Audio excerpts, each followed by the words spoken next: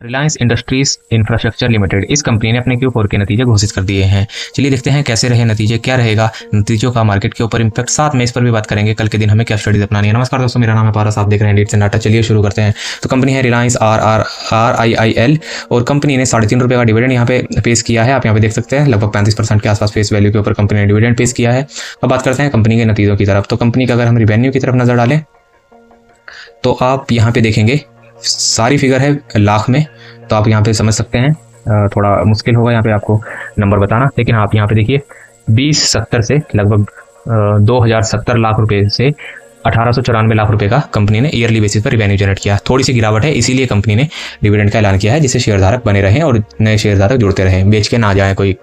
और आप यहाँ पे देखेंगे क्वार्टरली बेसिस पर 1860 लाख रुपए से 1894 लगभग फ्लैट से हमें यहाँ पे नतीजे देखने को मिले हैं। अगर हम प्रॉफिट आफ्टर टैक्स की बात करें तो 370 लाख से 320 लाख आया है। यहाँ पर भी हमें गिरावट देखने को मिल रही है लगभग 5% की। वहीं पर अगर हम क्वार्टरली बेसिस पर बात करें तो 274 लाख से 320 लाख हल्की सी उछाल है, लेकिन इसका कोई फायदा नहीं होगा क्योंकि ईयरली बेसिस पर Q4 के नतीजे हैं। ईयरली बेसिस पर ज़्यादातर इन्हें देखा जाता है, हमें गिरावट ही देखने को मिल रही है। अगर हम कंपनी के कॉम्प्रिहेंसिव इनकम की तरफ नजर डालें तो 20 लाख से 5 लाख, 2050 से लगभग 506 लाख, तो बिल्कुल ही तगड़ी गिरावट है ये हमें यहाँ पे देखने को मिल रही है। एक्सेप्शनल आइटम्स हटा के सब कुछ होता है, जोड़ के या घटा के, उसी तरह से आप यहाँ पे देख सकते हैं लिखा भी होगा इस पूरे इसके अंदर। Other comprehensive income item note reclassified for the profit of 201 lakh रुपए के। और आप यहाँ पे देख सकते हैं जैसे जमीन का प्रॉफिट होता है, आप यहाँ पे देख सकते हैं item reclassified for the profit and loss 22 lakh रुपए यहाँ से आया। आइटम टैक्स रिलेटिंग आइटम जो भी होते हैं उनसे घाटे में आया, बल्कि कंपनी को 6 लाख रुपए का उसमें भी घाटा हुआ। अगर कंपनी की जमीन है तो वहाँ से भी अदर इनकम्स में आ जाता है, उस हिसाब से यहाँ पे कॉम्प्रिहेंसिव इनकम बनती है।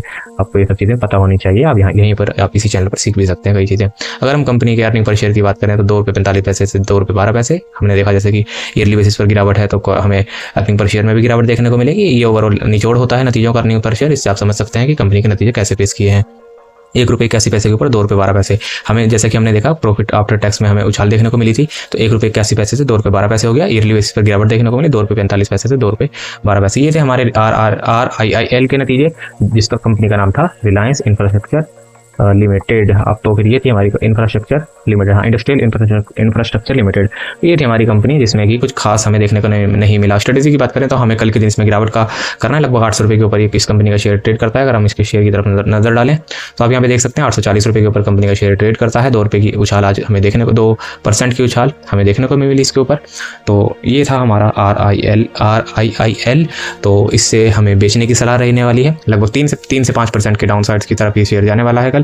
तो सुबह अगर आपको शेयर बाजार में तेजी के साथ अगर आपको उछाल दिखती है शेयर में तो आप बेच सकते हैं। 2 से 5% तक का आप गेंस ले सकते हैं। 1-2% का स्टॉप लॉस लगाइए। स्टॉप लॉस लगाए बिना कोई ट्रेड मत करिए। और लेने के लिए, शेयर लेने के लिए सबसे बढ़िया टाइमिंग 9:25 से 9:30 होती है। अगर वीडियो पसंद है तो लाइक करके बेल आइकन जरूर दबाइए। मिलते हैं नेक्स्ट वीडियो में। Take care.